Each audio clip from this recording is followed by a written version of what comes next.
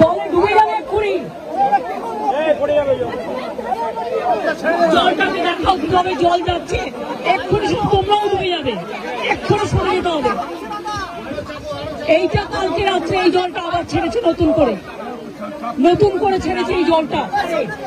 আর ডিবিসির জল ধারণ ক্ষমতা এখন মাত্র 36% এসছে। কেন কেন্দ্রীয় সরকার ডিবিসি ড্রেজিং করবে না, ডিসিলটেশন করবে না?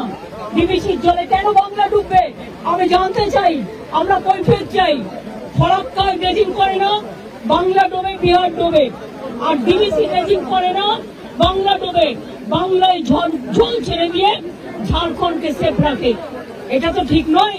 বাংলা একটা নৌকার মতো, আর সব জল নেপালে বৃষ্টি হলে উত্তরবঙ্গে ঢুকবে, ভুটানে বৃষ্টি হলে জলপাইগুড়িতে ঢুকবে, আলিপুরদুয়ারে ঢুকবে, কুচবিহারে ঢুকবে, নর্থ বেঙ্গলে ঢুকবে।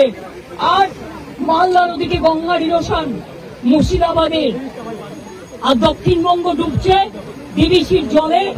এবং আমি যা শুনেছি কাল রাতে জলের ওপর আবার জল ছেড়েছে।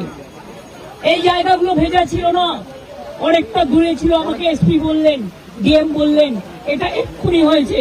এবং দেখুন এক্ষুনির মধ্যে এতটা ডুবে গেছে।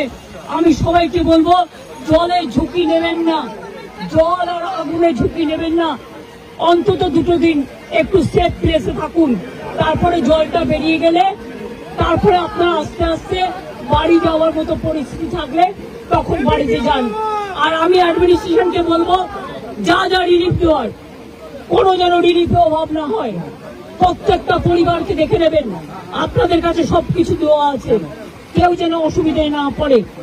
আমি মিদনাপুর পশ্চিম, হুগলি, হাওড়া এবং হাওড়া যাবো আমি এবার, মেদিনীপুর পূর্ব ঘুরে যা দেখলাম তাতে আমি সত্যি শঙ্কিত।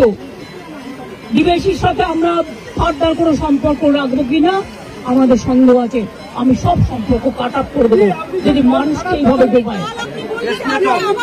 আবার ছেড়েছে মানে পুরো চক্রান্ত, মানে এটা পূর্ব পরিকল্পিত এবং এটা পরিকল্পিত বন্যা। এটা আমাদের বৃষ্টির জলে বন্যা নয়। বৃষ্টি হয়েছে 3-4 দিন, কিন্তু এটা ম্যান মেড প্ল্যান। আমি আবার আপনাদের বলছি, আমি এখানে যারা আছেন এই দেখুন কতটা ভরে গেল আপনারা থাকতে থাকতে। আমি আপনাদের অনুরোধ করব সরে যান এক্ষুনি মানুষকে নিয়ে। সামনে থেকে যারা দোতলায় দাঁড়িয়ে আছেন ওই বাড়িটাও ভেঙে পড়তে পারে জলের তোড়ে। প্লিজ আপনারা সেফ জায়গায় চলে যান।